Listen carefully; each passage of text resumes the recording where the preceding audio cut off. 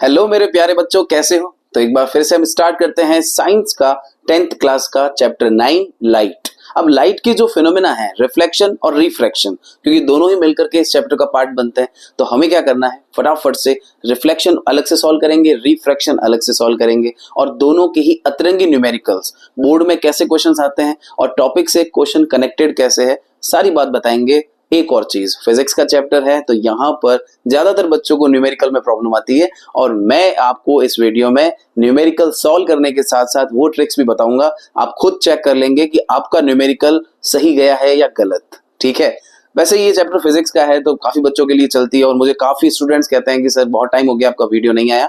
तो रिफ्लेक्शन और रिफ्रैक्शन का जो ये वीडियो है वापस स्टार्ट करते हैं और इस चैनल के अंदर कंटिन्यू आपको वीडियोस मिलते रहेंगे। नीचे डिस्क्रिप्शन में आपको इसके नोट्स भी मिलेंगे। तो जल्दी से स्टार्ट करते हैं हमारा चैप्टर लाइट। ये चैप्टर 9 जो है एनसीईआरटी का 9 चैप्टर है लाइट। और लाइट को लेकर के चैप्टर मतलब आप क्लास 8 में और 7 में भी कई बार डिस्कस कर चुके हैं, पढ़ चुके हैं कि लाइट जो है वो क्या है और उसके कौन कौन से फिनोमेना होते हैं। जनरली हम बात करेंगे तो light is a form of energy.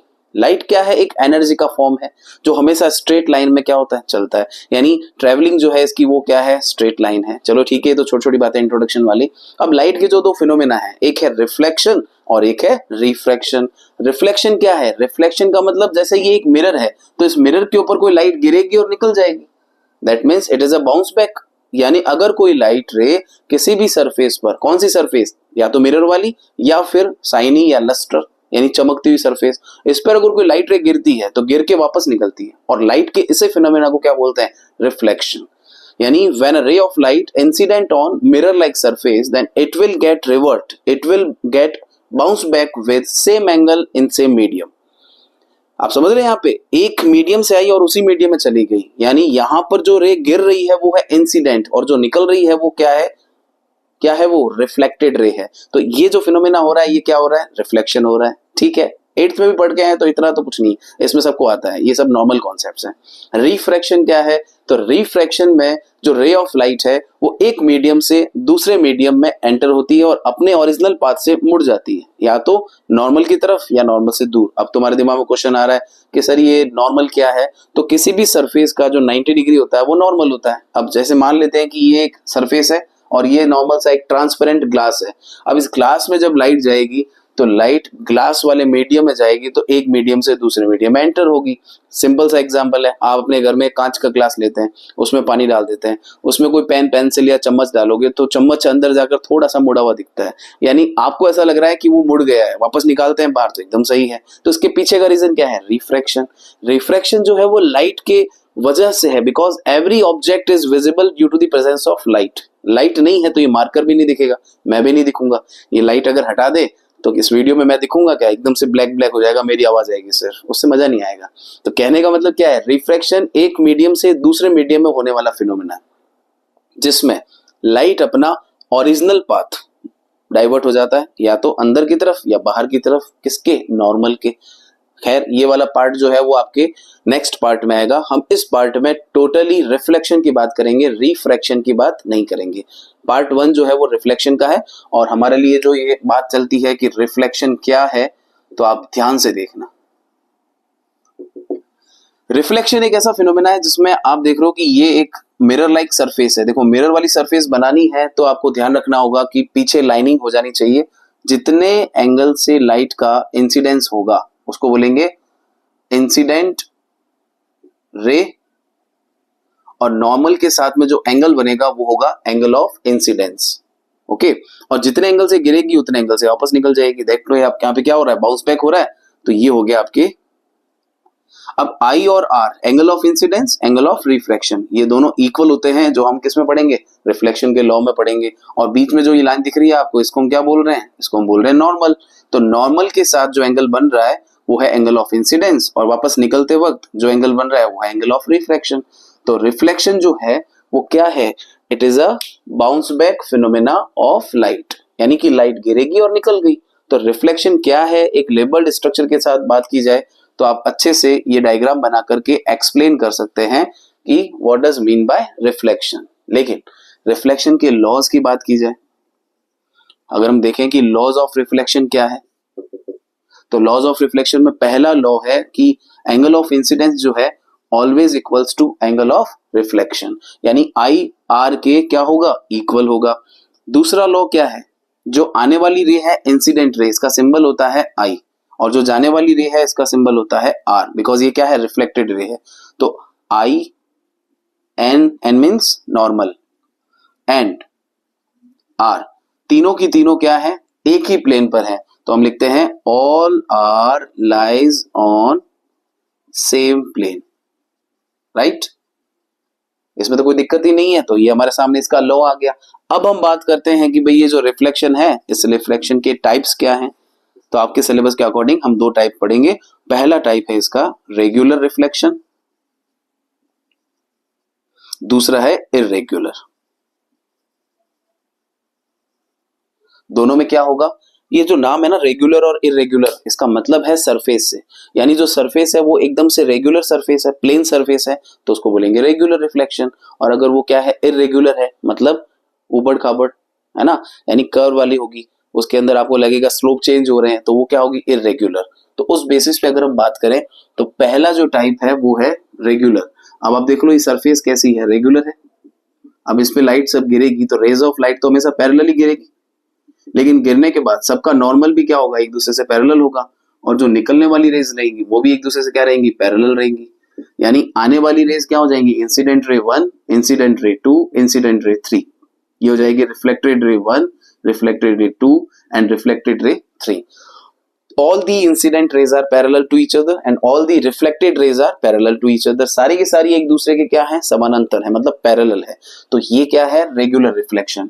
और एक होता है जिसमें सरफेस कैसा होगा, ऐसा, यानी मिरर वाली सरफेस तो यहां भी बन रही है, ऐसा कुछ नहीं है कि यहां नहीं बन रही है। ये देखो आप, ये सरफेस मिरर वाली है। अब इस पे जैसे ही अगर रेज गिरेंगी, मान लेते हैं कि पैरेलल गिर रही है, लेकिन पैरेलल गिरने से क्या होगा, सरफेस देखेंगे तो इस सरफेस का 90 डिग्री ये होगा, इस सरफेस का 90 डिग्री ये होगा, और इस सरफेस का 90 डिग्री ये होगा।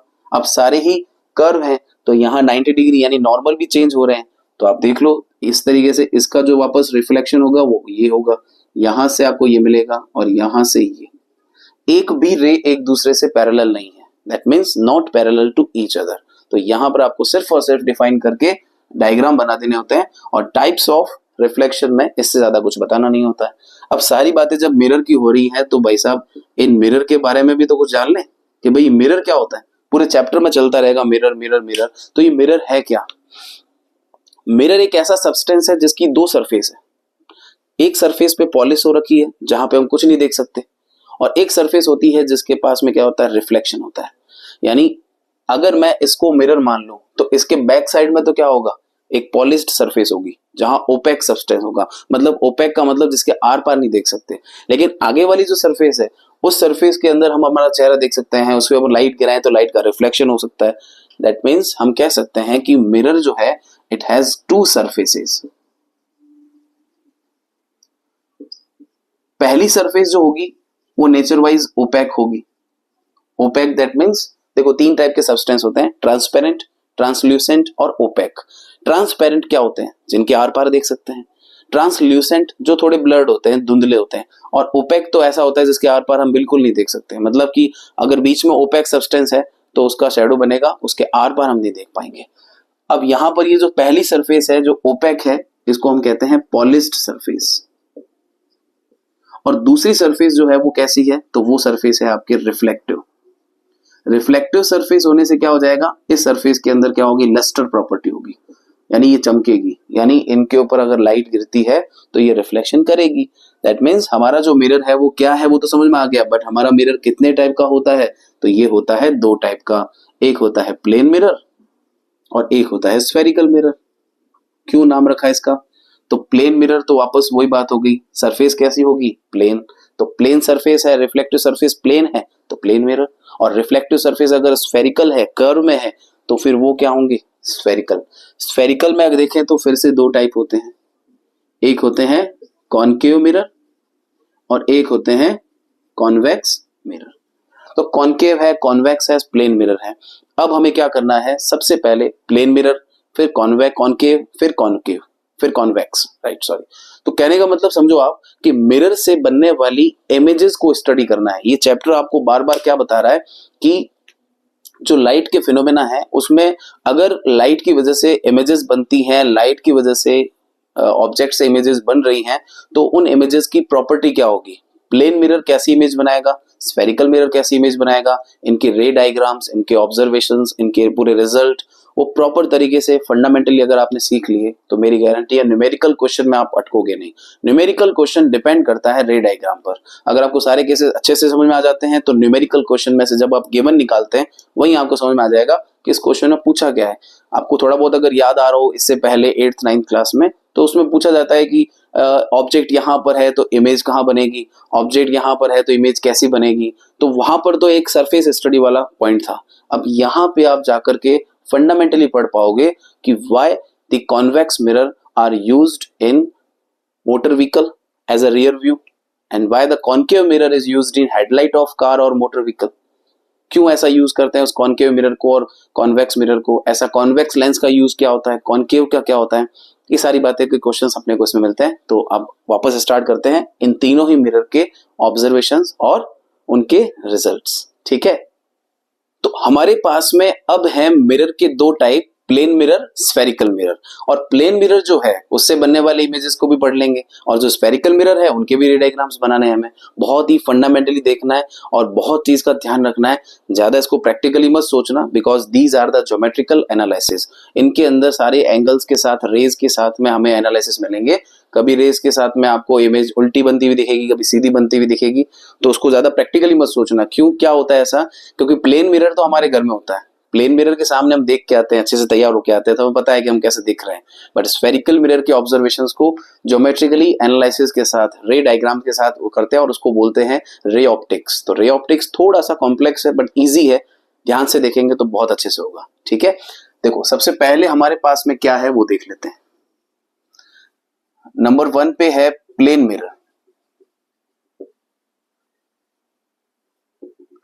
एक चीज और ध्यान रखनी है, बहुत जरूरी है वो, कि आपको अब से मतलब जब भी आप रे डायग्राम बनाओ तो आपको ध्यान रखना है कि जो पॉलिश्ड वाली सरफेस है उसको राइट साइड में रखना है। क्योंकि राइट में रहेगा तो आपका ऑब्जेक्ट कहाँ रहेगा, लेफ्ट में रहेगा। और ऑब्जेक्ट की जो डिस्टेंस है जिसको हम यू से डिनोट करते हैं उसमें कंफ्यूजन नहीं होगी। इस चीज का अभी आगे पता चलेगा, अभी सिर्फ सुनने में आ रहा है कि ऐसा करना है, क्यों करना है आगे पता चलेगा। तो क्या करना है, पॉलिश्ड सरफेस को राइट साइड में कंसिडर करना है कभी भी रे डायग्राम बनो।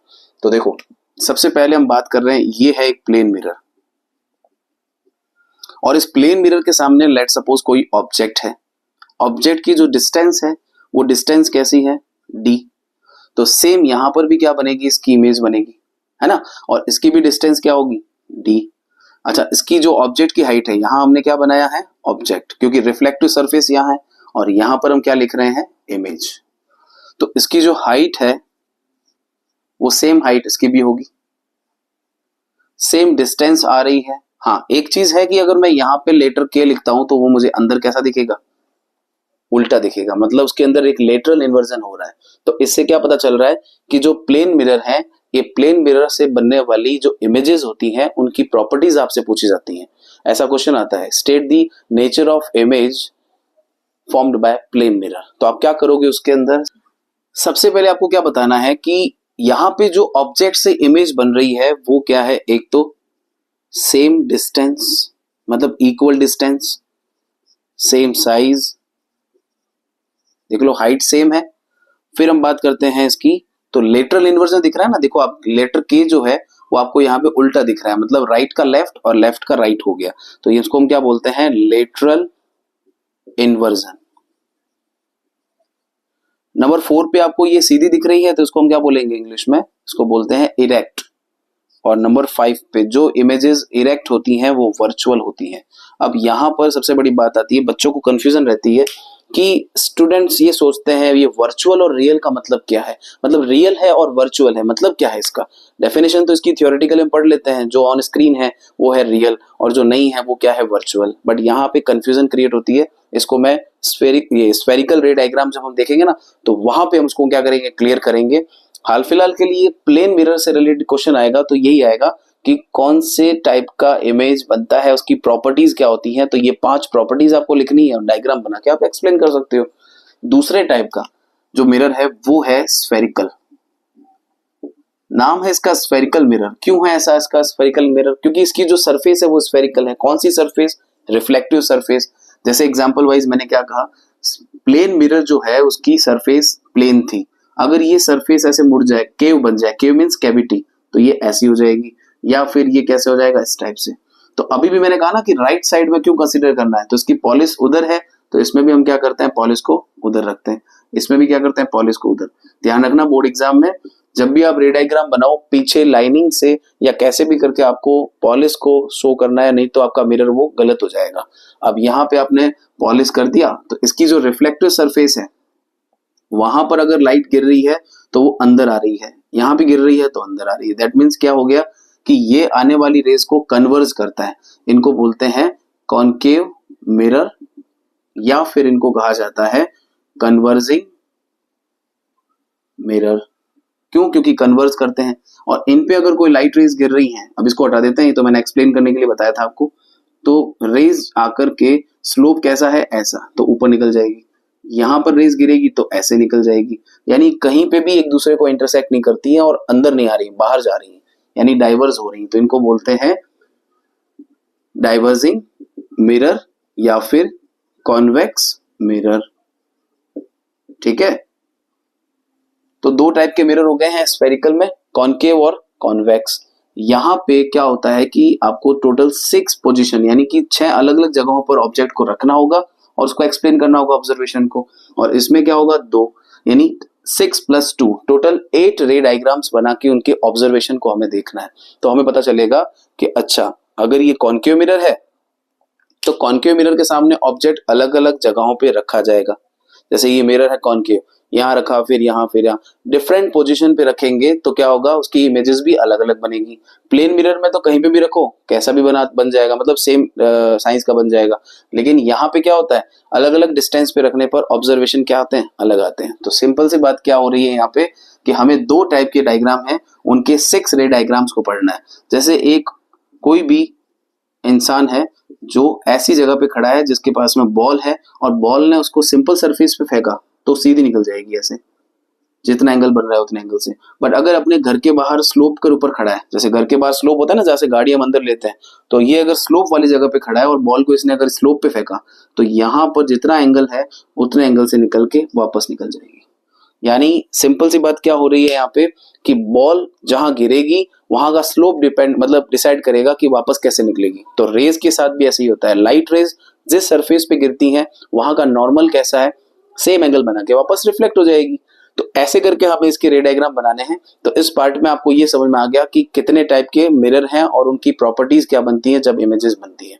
मैंने पहले ही बताया है, रे डायग्राम्स ढंग से पढ़ना है, इसी से आपके न्यूमेरिकल्स होंगे। और ऐसी ट्रिक्स भी बताऊंगा जिससे आपको क्या मिलेगा, आप खुद न्यूमेरिकल सॉल्व करके चेक कर लोगे आपका आंसर सही है या गलत है।